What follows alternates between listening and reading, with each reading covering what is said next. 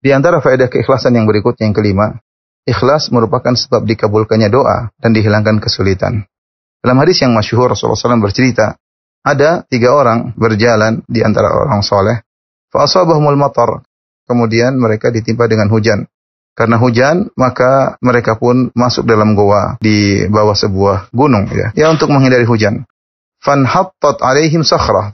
Tiba-tiba ada batu besar jatuh lantas menutupi mulut goa atau pintu goa tersebut.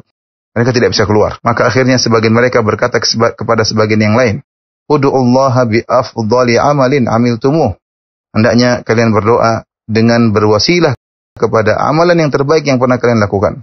Maka salah seorang dari mereka berkata, "Allahumma in kana li abawani shaykhani kabirani."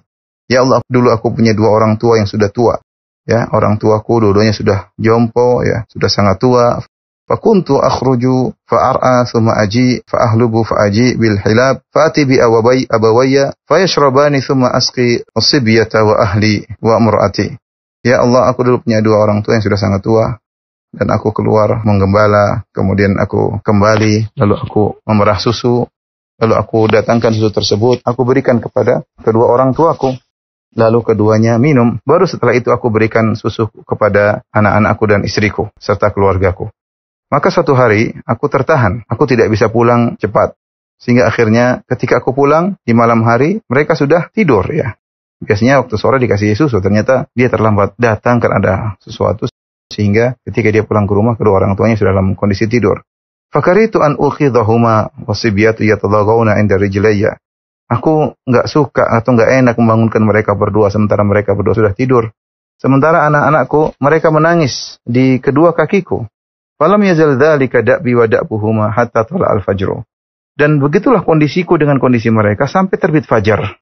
Ya, jadi orang ini dia ingin membangunkan kedua orang tuanya, dia enggak enak. Kalau dia bangunkan, khawatir orang tuanya lagi tidur terganggu. Sehingga dia berdiri di situ terus nungguin orang tuanya. Kapan orang tuanya terjaga, mungkin jam 1 malam, mungkin jam 2 malam, mungkin jam 3 malam, langsung dikasih susu karena khawatir kedua orang tuanya kelaparan. Ternyata kedua orang tuanya tidak bangun kecuali subuh. Bayangkan, semalam suntuk dia tunggu di situ, ini tidak bangun kedua orang tuanya. Sementara anak-anaknya nangis, dia tidak peduli. Yang penting kedua orang tuanya terlebih dahulu.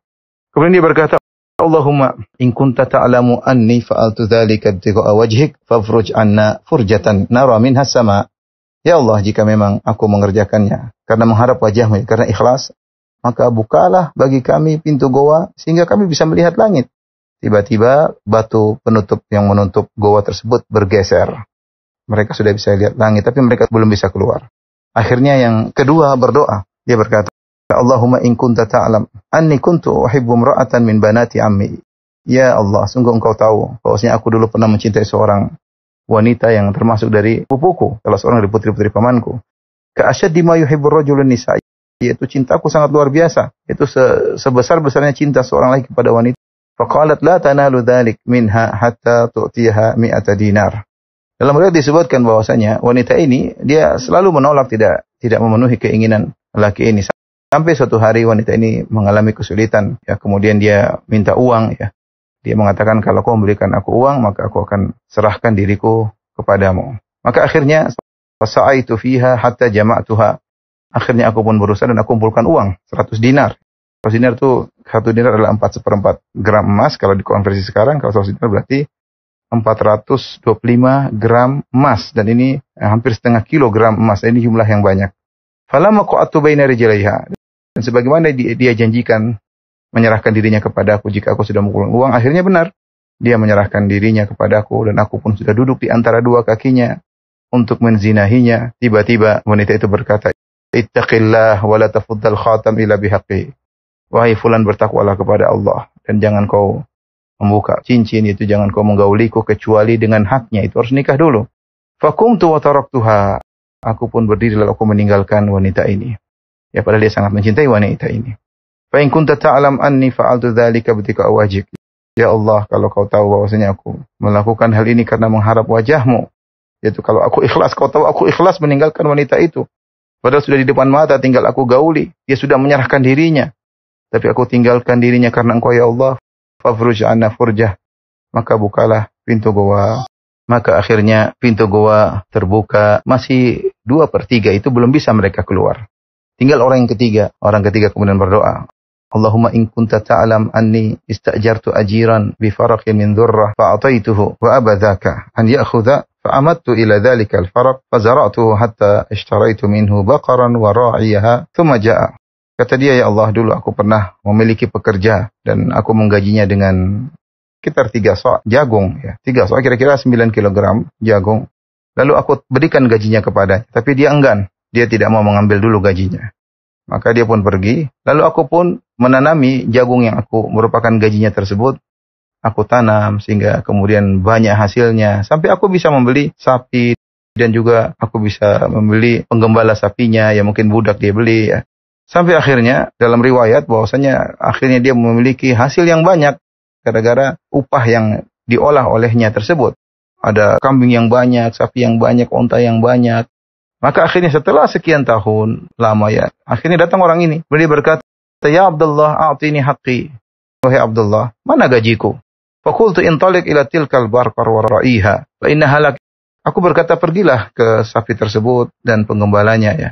Nah, demikian juga dalam riwayat yang lain, lihat itu onta-onta, kemudian sapi-sapi, kambing-kambing, itu adalah milikmu semua. Maka orang ini berkata, atas tahzi'u bi, kau ngejek aku, ya, karena dia tahu gajinya cuma sekitar 9 kilogram jagung. Kenapa tiba-tiba berubah menjadi onta, kambing, dan sapi yang banyak? Fakultu ma astahzi'u bika walakinnaha laka. Aku berkata, itu aku tidak mau ngejekmu, itu semua milikmu. Maka kemudian orang ini berkata, Allahumma in kunta ta'lam anni fa'altu dzalika bidika wajhik fafruj 'anna fakushif anhum.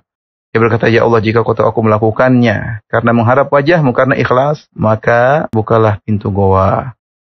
Maka akhirnya pintu goa terbuka, akhirnya mereka berjalan bertiga keluar dari goa tersebut. Orang ketiga juga sangat menakjubkan, ya. Bagaimana dia mengolah harta orang tersebut. Dan dia berniat mengolah harta orang tersebut yang cuma sedikit, ya.